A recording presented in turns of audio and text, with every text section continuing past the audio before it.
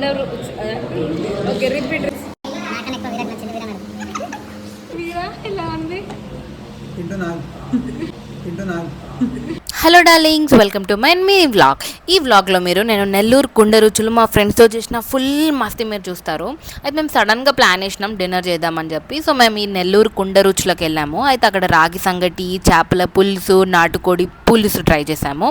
అయితే ఇక్కడ మా వాళ్ళు నాతో కొంచెం ట్రయల్ వీడియోస్ తీసినమాట, ఎట్లా వీడియోస్ చేయాలి అని చెప్పేసి. సో చాలా ప్రాక్టీస్ చేసి నేను చేసిన, చూడండి.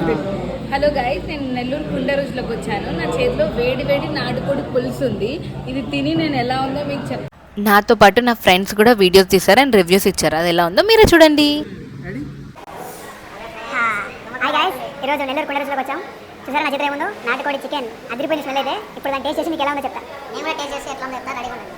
నాటుకోడి సూపర్ ఉంది ఫ్రెండ్స్. నాకన్నా ఎక్కువ వీరాకి నచ్చింది. వీరా నడు. వీరా ఎలా ఉంది?